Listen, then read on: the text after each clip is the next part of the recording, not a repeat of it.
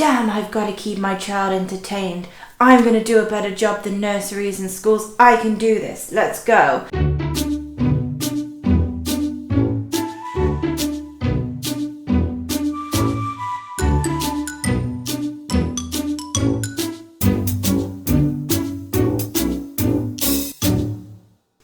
Hello everyone. So today I thought I'd talk about lockdown guilt as a parent and how everybody's been coping with it, because I feel like we're coming out the other side of it a bit-ish now.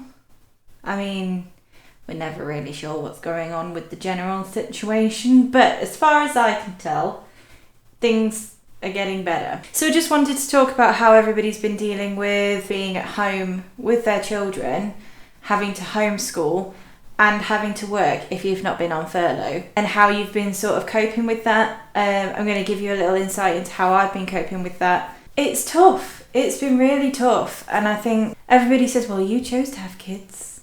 It was your idea to have these children. You should know how to look after them. But nobody was prepared for a pandemic.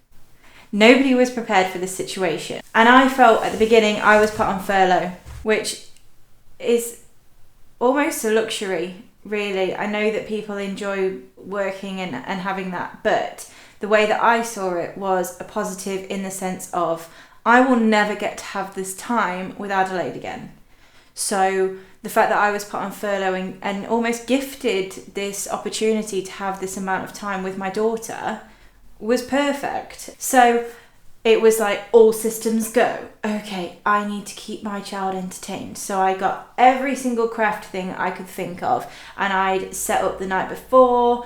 I'd get everything ready for her. So when she came downstairs, it was go, go, go. Let's get all this stuff sorted. She probably wasn't that interested in it all, because we drew a face on a potato the other day and it entertained her for an hour. That is our child. So doing all of this stuff was more for me. It wasn't to keep her entertained. It was for me to subside the fact that I felt that I needed to be doing all of this stuff with her. And I think a lot of parents felt that at the beginning, because I know that I joined a load of groups on Facebook and stuff, and I was seeing the different crafts and things that people were doing and learning from that, and then sharing my ideas as well. So I know that a lot of people were feeling like, God damn, I've got to keep my child entertained. I'm going to do a better job than nurseries and schools. I can do this. Let's go. When actually we should have just been like, you know what? They're going to be happy just being able to spend time with us.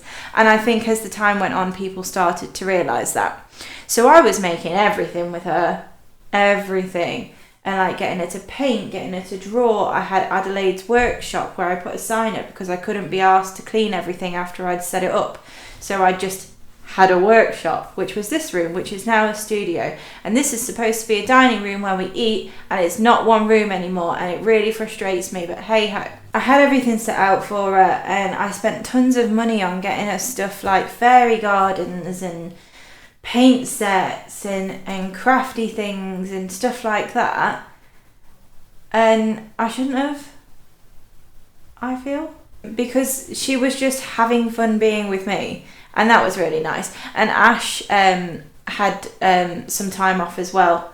So he got to spend a lot of time with her. And you know what I really love to see on Facebook and everything like that, I know my brother-in-law has really loved it, is seeing dads who usually work ridiculous hours being able to spend time with their kids and doing all these projects, like building things out of pallet wood and stuff like that. It's been really, and mums, obviously, like women can do just the same as men, just saying.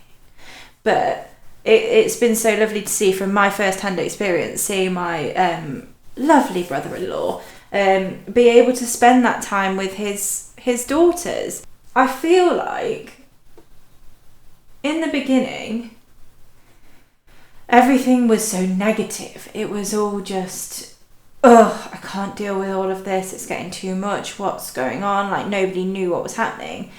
But I chose to see it as a positive in us all having this time, and I tried to like sort of pass that on to people whenever I spoke to them about it, to try and boost them. But I feel like that kind of went against me a bit, because I was like obviously posting all these things on Facebook of stuff that I was doing with my kids. Don't know what this is. Got into my baking again, which is now on here. This came from being able to have the time. I was posting everything on my social media, showing people what I was up to, and I was getting things like, "Oh, you got this sorted, like you're doing really well in this lockdown. It's so nice." Like, people weren't saying it as, "Oh God, of course you've got yourself sorted," kind of thing. They were saying it as, "It's so lovely to see someone thriving in this." But that wasn't always the case. It was me putting pressure on myself to be a specific way through this and to sort of keep everybody afloat. I've really struggled with not seeing family a lot. Yeah, so, and my anxiety wasn't great and stuff like that, but that sort of got pushed to the back of my head so I could concentrate on making sure that Addie was having fun and doing all that. And then people outside are so loud. I apologise. This house is so noisy. Anyway, so I then, after, is it March to May? In May, I think, or June. I don't know. What are dates at this point in time in 2020? Nobody knows. Anyway, at some point in time, I got brought back into work from home. I was slightly apprehensive, but really looking forward to it, because I'd actually kind of missed that camaraderie of being with my teammates. I know it's not the same when you're working from home and sort of talking over like team messenger and things like that, but I had a connection to my teammates again, and I really get on with my team, so it was really lovely. Then came the struggle of figuring out what to do while I was working and Adelaide was still here. Because there is an option of sending her back to nursery now. I know that schools and nurseries are reopening and all that stuff. However, I feel Adelaide's 2. She's still in nappies. She still can't communicate certain things. So in my head, I feel a little bit unsure about her going back to nursery because it's so hands-on.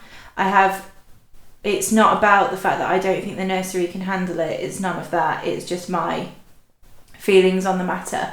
I feel like children going back to school is a whole different ballgame. They can all understand what you tell them. They can understand the general situation, and they know that they need to keep away from each other, social distance, all that jargon. With 2-year-olds, it's slightly different, and I think a lot of people feel that way. I think it's a general thing. If we do have to send her back, that'll be something that we discuss.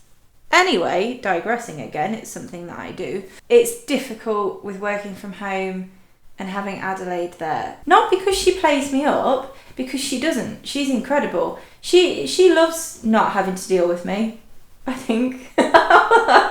If I had me as a mum, I'd probably feel the same. She's brilliant. She's obsessed. Bless you. She's obsessed with this thing called Steve and Maggie and Halloween stuff for some reason. Yeah, my child knows the word zombie, which is terrifying. And skeleton, well, she tries to say skeleton. Anyway, they're kids' ones that we've got it, everything's on child safety, so they're just kids' nursery rhymes, but they happen to be about Halloween. Thought I should put that little disclaimer in there before anybody jumps on me. But yeah, she loves just chilling in her room. She's got a really big room. She's got 2 big toy boxes. She's got a tent in there that we made through lockdown. Loves it, right? She thinks she's set. I take her up snacks. She's chilling. But it's me. I feel really bad. And I do half days. So she's only on her own for X amount of time. But my office space is in our bedroom. And then Adelaide's room is just next to us. So I can nip back and forth. One thing I'm loving about working from home is the fact that the toilet's just there. I have the worst bladder. So it's kind of nice that I can just nip to the toilet there. Anyway, so I check on Adelaide throughout the time of me working, and she's fine. I really struggle with the guilt of still thinking in my head that I should be there with her, keeping her entertained and stuff like that. And with her still having naps, to be fair, because I work afternoons, she is generally asleep for the time that I work. Yeah, I just wanted to sort of throw out a bit of conversation out there. Like, how's everybody been dealing with working from home and having kids? I was talking to my friend the other day. She doesn't have children, but she was saying she's got all her pets and stuff, so she's like loving life because she gets to hang out with her pets and they get to chill with her while she's working and stuff. So I guess it's not just parents of kids, it's parents of animals being able to have all that time with their pets and stuff, and it's nice. I think that there's been a lot of negativity thrown around, and I know that it's not been an easy ride for everybody. And I think that if you are struggling with what's been going on in the world at the moment, reach out to people because they will be there for you. Everybody's in the same boat, and don't judge people on the way that they're dealing with things. If you see a mum on Facebook who is doing everything with their children and like crafting things and baking and finding time for that, I think a few people have thought, they're just showing off on what they can do. How do they find time to do that when I can't find time to do that? Don't do that. I think that's wrong, because they're not judging you for not being able to do that kind of stuff. Nobody's expecting you to be a certain way in this. But I think a lot of mums felt pressure to be a certain way, and they put that pressure on themselves. In all fairness, I know I did. And you post those things because you're proud of the fact that you've actually managed that in the day. And I said to a friend recently, we were sort of catching up, and she was struggling a bit.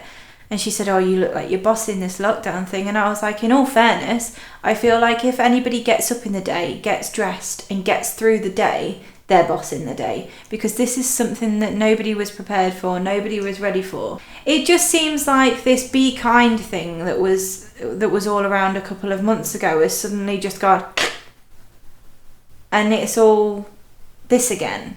Judginess. I'm playing with stickers that Adelaide stuck on the table. Sorry, I'm a piglet. Don't expect yourself to be the way that someone else is being, and don't expect them to be the way that you're being. Just be. And let other people be. I don't understand this whole like, oh, well, she's posting all this and doing all this, and how does she expect other people to do that? She's not expecting other people to do that. I know that I was doing it because I had an anxious mind, I was keeping my hands busy, and I was posting things because I was proud of these new bakes that I'd learnt through the time. And a lot of the time, I didn't have Adelaide running around me when doing that because it was my time and she was napping. But then the crafting and making things, yeah, I did that with Adelaide, because I feel like that's easy to do with your kids when you just set everything out and just say, go for it. But yeah, I got a bit frustrated with seeing people sort of almost being mean to mums that were doing stuff with their kids. That got to me a bit over lockdown, not gonna lie. Because I know I'm a bugger for comparing myself to other mums. But that's my problem. I don't need to deflect that onto the world, and I don't need to deflect that onto other people. It's not their fault that I'm that way. So, yeah, I feel like the moral of most of my story times are generally stop being so judgy. Because I think that people should stop being so judgy. I think that we're in a world where we're all just like obsessed with watching what other people do and having a running commentary on it. And I just, yeah. Anyway, digressing again. Basically, this story was about how's everybody been dealing with their lockdown guilt? How's everybody been dealing with being at home with their kids? How's everybody been dealing with if they've had to work from home whilst having kids around? How have you been coping with it? If you need to speak to anybody about what you're going through and how you're coping with things, speak to people. And I just think that's a really important thing to do, is to have that open dialogue of how you are, to make sure that everybody stays good up here. And how weird is it going to be when we're finally allowed to like escape?